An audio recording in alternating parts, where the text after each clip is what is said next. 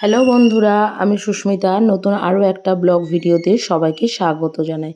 নতুন আরও একটা দিন তোমাদের সাথে শুরু করলাম। কে কোথা থেকে ভিডিওটা দেখছো এবং কেমন আছো অবশ্যই কিন্তু কমেন্ট করে জানিও।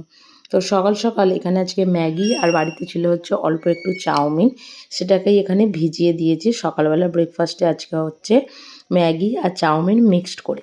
আর এদিকে আমি রান্নাঘরের যে আমার কালো রঙের একটা ট্রলি রয়েছে সেটাকে গোছাচ্ছি। ওই যে হয় না যে যত জায়গা তত সেই জায়গাটাতে বলতে পারো জিনিস সমস্ত কিছু। আগে যখন আমরা মহারাষ্ট্রের যে বাড়িতে থাকতাম আমাদের এই কালো ট্রলিটা খুব একটা ব্যবহার হতো না।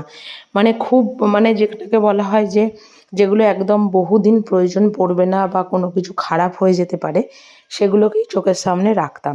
কিন্তু এই বাড়িটাতে আসার পরে এই কালো ট্রলিটাই হচ্ছে আমার সবথেকে বলতে পারো একটা দরকারি জিনিস। তার কারণ হচ্ছে এখানে ওই মশলাপাতির যে জায়গাগুলোকে এইগুলোকে আমি ওই নিচের দিকে রেখেছি। আর যেগুলো আমার বলতে পারো সপ্তাহে 2-3 দিন কাজে লাগে, যেমন মুসুর ডাল, মুগের ডাল, পোস্ত, এই সমস্ত কিছু, জিরে, বাদাম, এই সমস্ত কিছু জিনিসগুলোকে আমি এখানে রেখেছি। সকালবেলা এখানে ম্যাগি দিয়ে আজকে বাদাম দেব, তাই এখানে আগে থেকে একটু বাদামকে ভেজে নিয়েছি। আর আমি ম্যাগি করা মানে সেটাতে গাজর, ক্যাপসিকাম, একটু বিনস, একটু মটরশুঁটি দিলে খুবই ভালো হয়। তবে বিনস আপাতত আমাদের এই মার্কেটে এখন পাওয়া যাচ্ছে না, কবে আসবে তারও কোনো হদিস নেই। আর এদিকে হচ্ছে আমি করব তো অবশ্যই ডিম দিয়ে, কারণ ম্যাগি বা চাউমিন না আমার খুব একটা ওই ভেজ খেতে একদমই ভালো লাগে না। তো সেটা একটু ডিম দিয়ে করলে বেশি ভালো হবে আর কি। তো আগে থেকে ভেজে রাখা অল্প একটু বাদাম ছিল সেটাকেও দিয়ে দিলাম। আর ডিম, সবজি, বাদাম সব কিছুকে খুব ভালোভাবে এখানে মিক্স করে নেবার পরে ম্যাগিটাকে দিয়ে একটু এদিক ওদিক করে নামিয়ে নেবো আর কি। এটা বলতে পারো আমার খুব প্রিয় একটা খাবারের মধ্যে। তবে কি জানো তো, এই ম্যাগি বা চাউমিন এগুলো তো রোজ খুব একটা খাওয়া যায় না। আমরাও সেইভাবে একটু মেনটেন করেই খাই। বলি হয়তো যে সপ্তাহে 1 দিন খাওয়া হয়, কিন্তু কখনো কখনো দেখা যায় যে সপ্তাহে 1 দিন নয়, মাঝে হয়তো 10 থেকে 15টা দিনও পার হয়ে গেছে আমরা বাড়িতে বানিয়ে ম্যাগি বা চাউমিন কোনোটাই আমাদের খাওয়া হয়নি আর কি। তো যাই হোক, ওদিকে আমি ম্যাগি বা চাউমিনটা বানিয়ে দিয়েছি, কারণ বড়মশাই তো অফিসে যাবে। আর আমার এখানে এখনও পর্যন্ত ঠাকুর পুজোর বাসন মাজা হয়নি। কিছুদিন আগে বাড়ি গেছিলাম, তো সেই কারণের জন্য এসে সমস্ত কিছু পরিষ্কার পরিচ্ছন্ন করার একটা ব্যাপার ছিল। আর যে প্লেটটা এখন মেজে ধুয়ে রাখলাম দেখলেন, এটার মধ্যে না, এটার ওপরে ওই ঠাকুরকে যে তেলটা প্রদীপে দিই ওই তেলটা আমি এখানে রাখি। তার কারণ হচ্ছে ওই তেলটাও নিচে যখন রাখা হয় ওখানটাও চিটচিট করে, তার থেকে প্লেটে রাখলে কি হয়, প্লেটটা আমি পরে ধুয়ে বা মেজে নিতে পারি আর কি, সেই কারণের জন্য। তো বাড়ি থেকে এসে ঠাকুরের যত ছবি ছিল সেগুলোকে মুছে তারপর এখানে আমি কিছু নতুন রুমাল পেতেছিলাম, তো সেগুলোকেও এখানে তুলে দিয়ে নতুন কিছু এখানে পেতে পরিষ্কার করব। তো এটাই হচ্ছে আর কি একটা ব্যাপার। তো এই সবগুলো করতে খুব দেরিও হয়, তাই আজকে আমার সকালবেলা জলখাবার বানিয়েছি তো হয়তো অনেক সকালে 9টার সময়, কিন্তু খেতে খেতে প্রায় 11:30টা বেজে গেছিলো। কিছু করার ছিল না বললেই চলে আর কি। তো এই যে ঠাকুরগুলোকে, আমরা তো রোজই চান করি, রোজই পরিষ্কার পরিচ্ছন্ন থাকি, কিন্তু ঠাকুরগুলোকে সপ্তাহে একটা দিন বা কখনো কোথাও থেকে ঘুরে এসে যখন দেখি বৃহস্পতিবারটা ক্রস করে গেছে, হয়তো বৃহস্পতিবার নয়, তখন আমি এই কাজগুলোকে করে থাকি।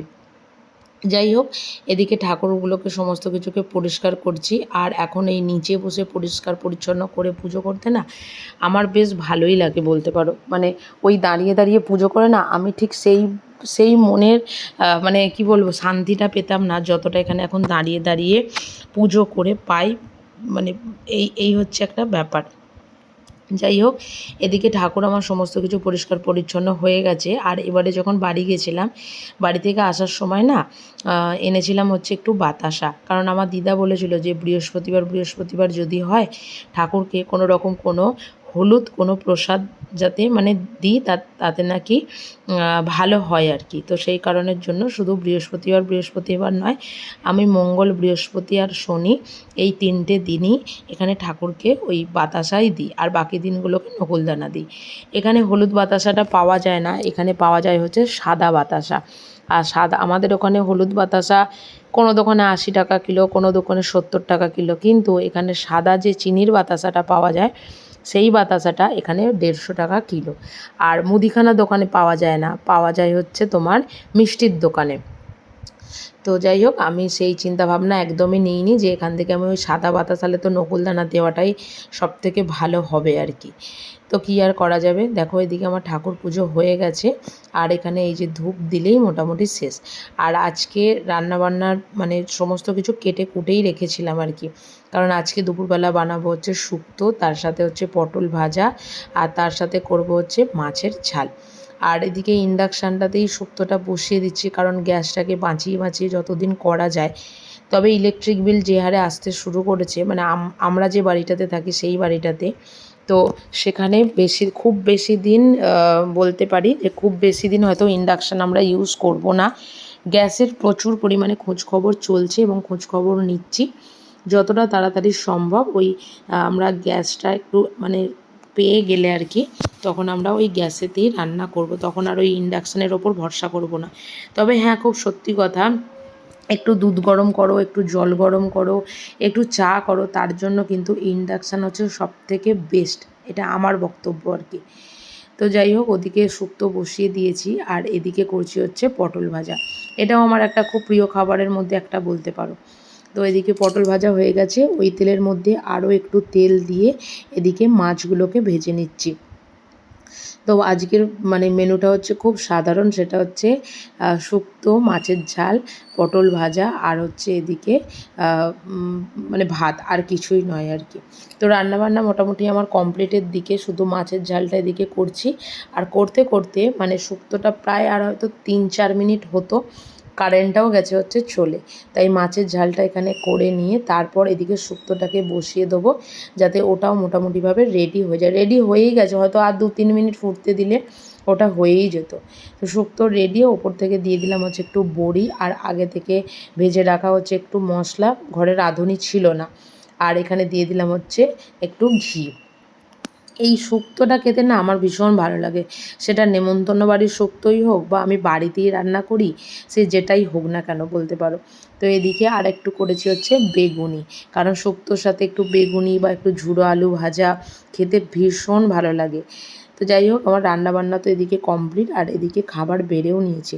আর এত বড় হাঁড়িতে রান্না করার একটাই কারণ, সেটা হচ্ছে আমাদের ওপরের যে দাদা থাকেন, মানে দাদা বা দিদি থাকে, তো দিদি এখন নেই। তো আমি যখন থাকি না তখন আমার বরমশাইকে খেতে মানে সমস্ত সকালের ব্রেকফাস্ট, দুপুরে, রাতে দায়িত্ব নিয়ে খেতে দেওয়াটা উনিই শুরু করেছিলেন। তো সেই কারণের জন্য এখন উনি যখন নেই, তখন আমি এখন মানে রান্না বান্না সমস্ত কিছু করে সব কিছু করে মানে দিয়ে আসি আর কি। তো খাওয়া দাওয়া কমপ্লিট, এখানে এবার করছে হচ্ছে রান্নাঘর পরিষ্কার। এটা তো আমার সপ্তাহে 7 দিনের মধ্যে মানে মোটামুটি 4 দিনের কাজ, 4 থেকে 5 দিনের কাজ তো বলতেই পারো, মানে 2 দিন করি না।